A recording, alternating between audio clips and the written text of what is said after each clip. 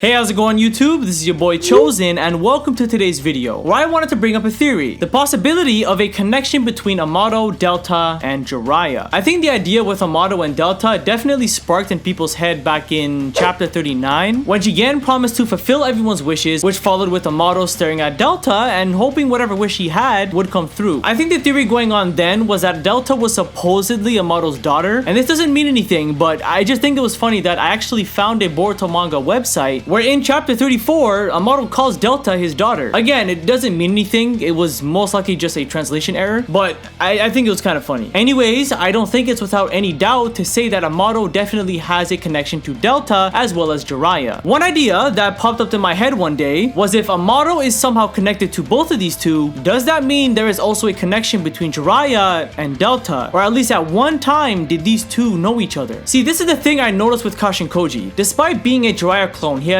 absolutely no idea of the man he was cloned out to be. Every time Konoha gets brought up, he remarks on how he has such a weird, faded connection to the village, talking as if he doesn't know what that is. Now with Delta, I feel like we could be in a similar scenario here. Amado clearly knows something about Delta that we and her don't know of. That look Amado gave Delta in chapter 39 kind of confirmed there was some kind of connection here. So my question is, if Delta was only modified by scientific ninja tools, why does she not possess any of her past memories? And I make that claim based off of how, like I said, Amado clearly looks like he knows her more than she does with him. I did some research on this, but Delta was never confirmed to be a clone. If anything, her and some of the others like Deepa and Victor were just modified to be stronger and joined Kara in order to have their wishes seen through. So why does it seem like she doesn't know Amado as well as he knows her? And that concludes to me thinking two things. Delta's had her past memories wiped out, fixed up by scientific ninja tools, and programmed to be a completely different person. Or she, just like Koji, was actually cloned out to be someone Amado once knew. And judging by how she calls him old geezer, if she was cloned, it could be likely that she was his daughter at some point, judging by the age difference. I honestly do believe if this was the case with Delta, that due to the connection of Amado and Jiraya, there could have also been a possibility that at one time, Jiraya could have also known Delta. And as crazy as this sounds, let me just explain myself. During Ishiki's first reveal in his battle with Koji, Ishiki goes on to say, "Now I understand. Amado wanted to cling to it, to that man's mighty fate, to the minuscule possibility of change." Two things here. One, by this text alone, we can already assume Amado was someone who really knew Jiraya. Not a case to where he's heard of him through stories as the legendary Sanin. No. For one, to truly understand someone's fate, you most likely have to know this person. The Great Toad Sage back in Shippuden was the only one who told Jiraya that the Child of Prophecy would be a student of his. Jiraya's actions would determine if this revolution would be for the world's salvation or the world's destruction. That was his destiny, his predestined fate, a fate that he would only ever learn of in Mount Myoboku, a place that is really hard to find. So again, Amado wanted to cling to this man's mighty fate. How else could he have learned of it if not being someone close to Jiraya? And two, which follows right after this point, is when Ishiki said Amado hoped for change in his fate, even if it was extremely small. Again, backing up my claim for Amado having a deep connection to Jiraya. Now obviously, I don't think Jiraya knowing of Delta really changes anything within the story, because let's hypothetically say my idea is accurate. Jiraya and Delta